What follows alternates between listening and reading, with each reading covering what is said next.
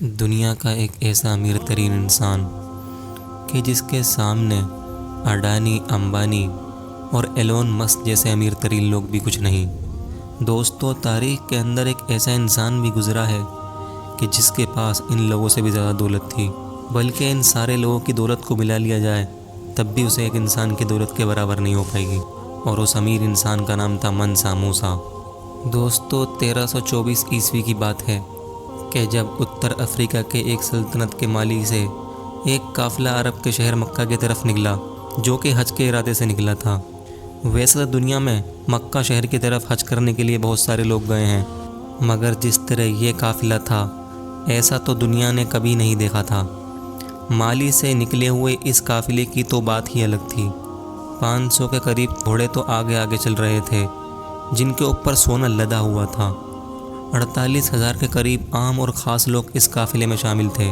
بیچ میں مالی کا راجہ چل رہا تھا، جس کے ساتھ میں 12,000 کے قریب غلام بھی موجود تھے۔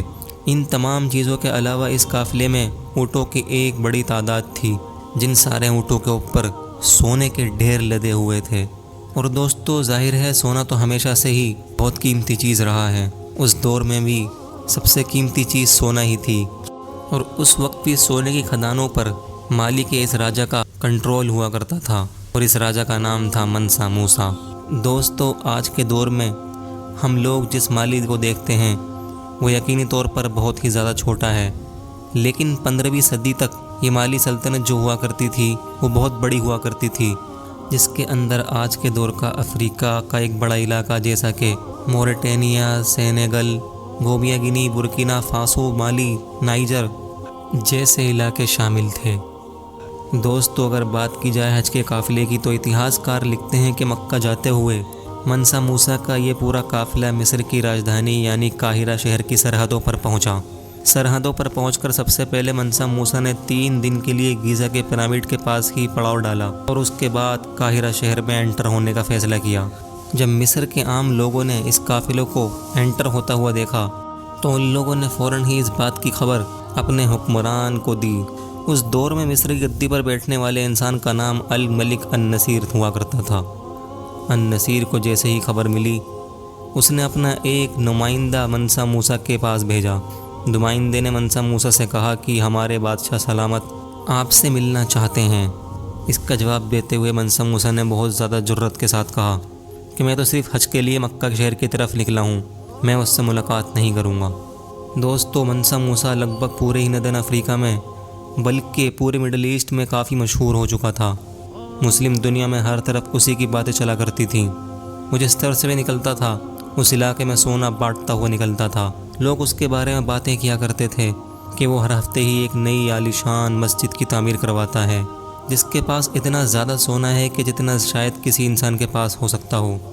اتہاس کار شہاب العمری کے مطابق اس طرح دولت کا اڑانا قاہرہ کے لوگوں نے کبھی نہیں دیکھا تھا، اور اسی حیران کر دینے والی مال کی نمائش نے ہی قاہرہ کے سلطان کو جب منسا موسیٰ سے ملاقات کرنے کے لیے بے قرار کر رکھا تھا۔ لیکن منسا موسیٰ تو منسا موسیٰ ہی تھا۔ نمائندے کی لاکھ کوششوں کے باوجود بھی وہ بار بار ملنے سے منع کر دیتا تھا۔ نمائندے کی لاکھ کوششوں کے باوجود بھی وہ بار بار ملنے سے انکار ہی کر دیتا تھا۔ آخر اس نمائندے نے منسا موسیٰ سے منع کرنے کے پیچھے کی وجہ پوچھی۔ آخر میں اس نمائندے کو منسا موسیٰ کے منع کرنے کے پیچھے کی وجہ سمجھ میں آئی۔ دراصل اس دور میں قاہرہ کے حکمران نے یہ رواج بنا رکھا تھا کہ جو بھی اس سے ملاقات کرتا تھا اس انسان کو اس کے سامنے جھکنا پڑتا تھا، لیکن منسا موسیٰ تو اس مزاج کا آدمی ہی نہیں تھا۔ اسی لیے جیسے تیسے اب نمائندے نے منسا موسیٰ کو ملاقات کے لیے منع تو لیا، لیکن جب سلطان سے ملاقات ہوئی تو منسا موسیٰ نے جھکنے سے انکار کر دیا۔ اس کے باوجود بھی قاہرہ کے بادشاہ نے منسا موسیٰ کو اپنے پاس بیٹھایا اور بہت دیر تک لمبی بات چیت ہوئی۔ اب قاہرہ کے حکمران نے منسا موسیٰ اور اس کے ساتھ رہنے والے تمام لوگوں کا بہت اچھا انتظام کیا، اور ان کو کھانے وغیرہ اور ان کے رہنے کا خوب اچھا انتظام کیا، اور ان کی خوب خاطر نوازی کی، جس سے منسا موسیٰ بھی کافی خوش ہوا۔ اور جو اس کے پاس بہت سارا سونا تھا اس میں سے ایک حصہ قاہرہ کے عام لوگوں پر بانٹ دیا، جس کی وجہ سے عام لوگ خوشی کے مارے جھوم اٹھے۔ اور اس کے بعد قاہرہ کے لوگوں نے منسا موسیٰ کو بہت سارے تحفے اور تحائف دیے۔ اس کے بعد منسا موسیٰ اپنے سفر کو جاری رکھتا ہے اور وہاں سے آگے بڑھتا ہے، لیکن حد سے زیادہ قاہرہ میں سونا بانٹنے کی وجہ سے ایک بڑی مصیبت کھڑی ہو گئی۔ دراصل منسا موسیٰ نے قاہرہ کے اندر اتنا زیادہ سونا بانٹ دیا تھا کہ پورا شہر ہی سونے سے بھر گیا تھا۔ دوستو یہ بات تو ظاہر ہے کہ سونا بہت قیمتی چیز ہے اور بڑی ہی مشکل سے ہی لوگوں کو مل پاتی ہے، مگر قاہرہ کے لوگ اس سونے سے بہت زیادہ مالدار ہو چکے تھے۔ اور آپ کو یہ بھی معلوم ہونا چاہیے کہ اکانومی کا سب سے پہلا اصول یہ ہے کہ اگر کسی جگہ پر پیسہ حد سے زیادہ ہو جائے اور ریسورس اتنے ہی رہیں تو مہنگائی بہت زیادہ بڑھ جاتی ہے۔ اب قاہرہ کے عام لوگ پوری طریقے سے سونے سے ڈھک چکے تھے۔ راتوں رات قاہرہ میں منسا موسیٰ کے اس کام کی وجہ سے مہنگائی آسمان پہنچ گئی۔ تاریخ داں حضرات لکھتے ہیں کہ منسا موسیٰ کی وجہ سے قاہرہ اور اس کے آس پاس کے علاقے واپس سے اپنی اکانومک سسٹم پر آنے کے لیے پورے 12 سال لے گئے۔ منسا موسیٰ نے اپنے مکہ کا سفر جاری رکھا اور اپنا سفر مکمل کر لیا۔ اس کے بعد وہ اپنے علاقے مالی میں واپس گیا، لیکن اس سفر نے پوری دنیا میں اس کو مشہور کر دیا تھا۔ یوروپ کی سلطنت میں ہر طرف منسا موسیٰ کی ہی باتیں ہوتی تھیں۔ یوروپ کے لوگ سفر کر کے مالی اور اس کے آس پاس کے علاقوں میں صرف اس لیے آنے لگے تھے تاکہ پتہ کریں کہ جو کچھ بھی اس کے پاس بتایا جاتا ہے کیا وہ سچ ہے یا نہیں۔ دوستو منسا موسیٰ نے اور بھی بہت سارے کام کیے تھے اور اس کے دور میں بہت بڑے بڑے کام ہوئے۔